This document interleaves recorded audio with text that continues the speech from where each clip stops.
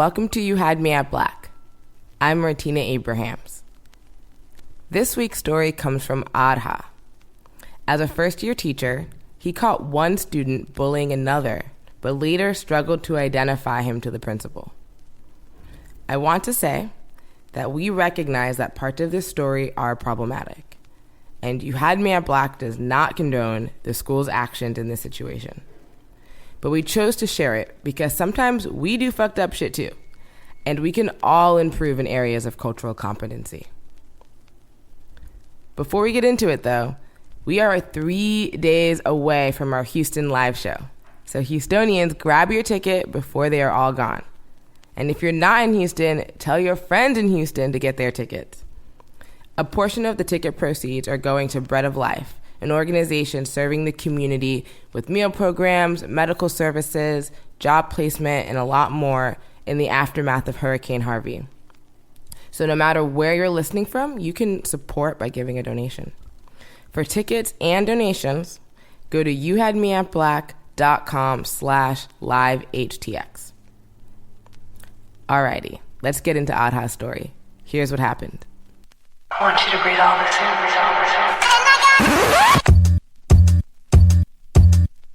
You're listening to You Had Me at Black. Black. Right in the heart of the city. Black. Man, Black. listen, man. Black.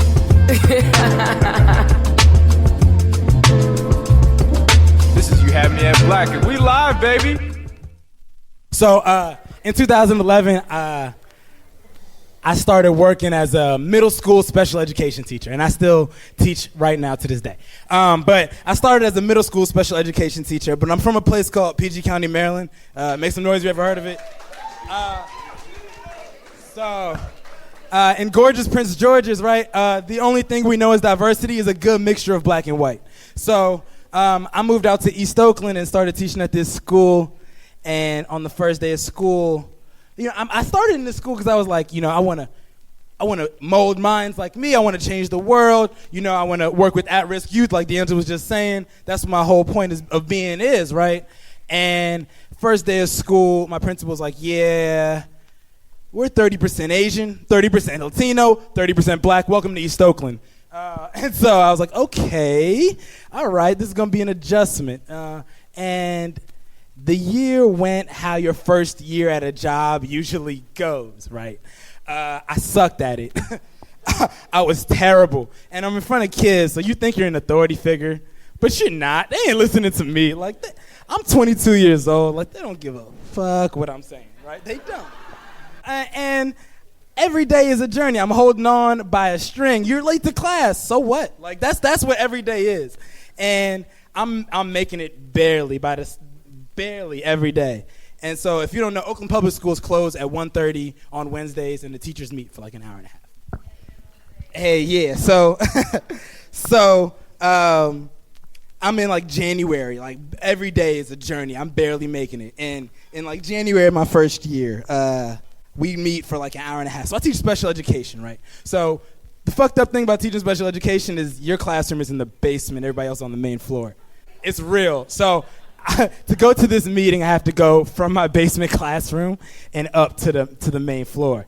And so I sit in some BS meeting and I listen to them change the standards or change the standardized testing, whatever they're doing. And after, I just want to go home, right? Because that's all I'm doing is teaching and barely surviving and going home.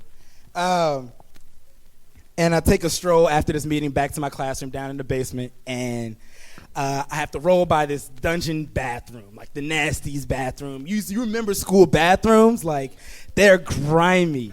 And so on minimum days, for the record, when the kids go home and you go to these meetings, the building is empty. It's just the teachers. But I roll by this bathroom and I hear, ow, ow, like twice, like hella loud. And so I'm like, what the fuck? Let me go in here. And so I take a little detour from my classroom and go into the bathroom. And so I see two Asian kids. And I see a fat Asian kid and a skinny Asian kid. And the skinny Asian kid is rubbing his arm like, and I'm like, are you good? Are you okay? Are you okay? He's like, yeah. And then he just bolts, like runs. And then the fat Asian kid is like clearly hiding something behind his back. And I'm like, what you got there? What you got there? and he's like shook and like kind of quivering, and he gives me this BB gun. And so he's shooting this kid with a BB gun in the bathroom. And so if you don't know, that's a mandatory expulsion of a weapon at school, right? And, you know, I'm like, shit, now I can't go home. I got to deal with this bullshit. So, you know, give him the lecture, like, we have rules here. You can't break the rules. Like, what's your name? What grade are you in?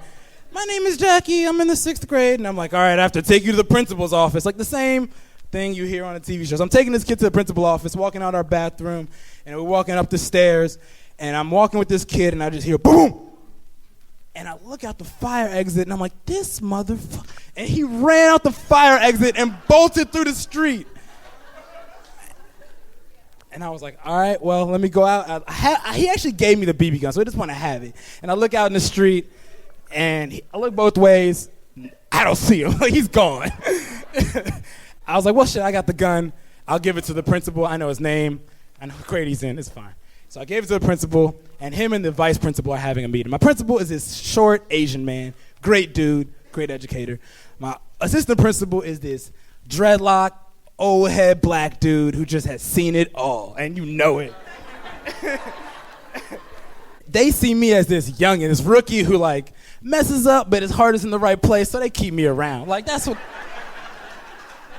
And so I bust in and I'm like, hey man, I got this BB gun, like this kid named Jackie in the 6th grade, he took it, he was shooting it at somebody, so, whatever, like suspend him, whatever you have to do. And he's like, oh yeah. So this guy, the assistant principal, he's gonna take you into the other room and you can look at the yearbook and spot him. And I was like, cool, I'll do that. All right, it's fine.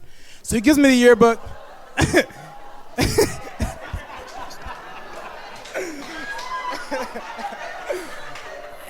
So I looked through the 6th grade names for a Jackie. No Jackie. I looked through the 7th grade names. No Jackie. I looked through the 8th grade names. No Jackie. Shit. It's like maybe I can spot him by face. Not the name, the face. So I go through the 6th grade pictures again. Nothing. I go through the 7th grade pictures again. Nothing. I go through the 8th grade pictures again. And by the time I've done this, it's like 5 or 10 minutes. And the old OG black dude is like, what's the matter?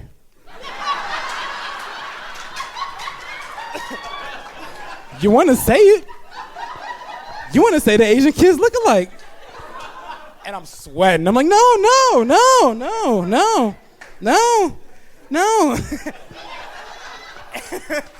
And I didn't see this kid in the yearbook. So, I go back to my principal and they are like, the OGs, they've seen it all. They're like, it's all right, we'll get him. Like, we'll have school tomorrow. And so, they maintain like this weird positive attitude. So I just went home, shook it off, told people about it, laughed. Come back the next day, I'm teaching first period. Stand in front of the class, teaching something, I don't remember. And my principal busts in the class and goes, hey, can I talk to you for a second? Pulls me out into the hallway. And I'm like, yeah, sure. And he pulls me out to the hallway, and he's standing there with a fat Asian kid. He goes, is this him? And I was like, nah, it's not him. And he was like, it's okay, we'll get him.